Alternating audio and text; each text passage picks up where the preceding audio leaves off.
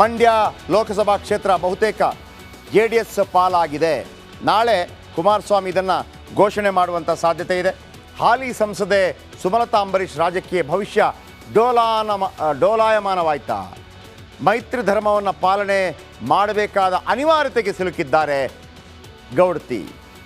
ಮಂಡ್ಯವನ್ನು JDSಗೆ ಬಿಟ್ಟುಕೊಡಲು BJP ತೀರ್ಮಾನ ಮಾಡಿದೆ. ಇದೇ ಕ್ಷೇತ್ರದ ಮೇಲೆ ಕಣ್ಣಿಟ್ಟಿದ್ದರು ಸುಮಲತಾ ಅಂಬರೀಶ್. BJPಯಿಂದ ಕಣಕ್ಕಿಳಿಯುವುದಾಗಿ ಹೇಳಿದರು. ಇದೀಗ ಏನು ಮಾಡ್ತಾರೆ ಸುಮಲತಾ? ಬನ್ನಿ, ಇದರ ಬಗೆಗಿನ ಕೆಲವು ಪಾಯಿಂಟ್ಸ್ ನಿಮ್ಮ ಮುಂದೆ. ಸುಮಲತಾ ಅವರ ಆಯ್ಕೆ ಮುಂದೇನು? ಆಯ್ಕೆ ನಂಬರ್ 1, ಮತ್ತೊಮ್ಮೆ ಪಕ್ಷೇತರರಾಗಿ ಕಣಕ್ಕಿಳಿಯೋದು. ವರ್ಕೌಟ್ ಆಗತ್ತಾ ಗೊತ್ತಿಲ್ಲ. ಆಯ್ಕೆ ನಂಬರ್ 2, BJP ಸೇರಿದ ಕಾರಣ ಮೈತ್ರಿ ಧರ್ಮ ಪಾಲನೆ, JDSಗೆ ಸಪೋರ್ಟ್. ಆಯ್ಕೆ ನಂಬರ್ 3, BJPಯನ್ನು ಬೆಂಬಲಿಸಿ ಬೇರೆ ಸ್ಥಾನ ಪಡೆಯೋದು. ಬೆಂಬಲ ಕೊಡ್ತೀನಿ, ನನ್ನನ್ನು ಬೇರೆ ಏನು ರಾಜ್ಯಸಭಾ ಮತ್ತು ಏನಾದರೂ ಮಾಡಿ. ಆಯ್ಕೆ ನಂಬರ್ 4, ಬೇಡವೇ ಬೇಡ, ಅಂಬರೀಷ್ ಮಂಡ್ಯ, ಸಿಕ್ಕಿಲ್ಲ ಅಂದರೆ ನಿಲ್ಲಲ್ಲ, ರಾಜಕೀಯದಿಂದ ದೂರ. ಆಯ್ಕೆ ನಂಬರ್ 5, BJPಯಿಂದ ರಾಜ್ಯಸಭೆಗೆ ಆಯ್ಕೆಯಾಗುವುದು. ಆಯ್ಕೆ ನಂಬರ್ 6, ಮುಂದಿನ ವಿಧಾನಸಭೆಯಲ್ಲಿ ಸ್ಪರ್ಧೆ ಮಾಡುವುದು. ಇದರ ಜೊತೆಗೆ ಈಗ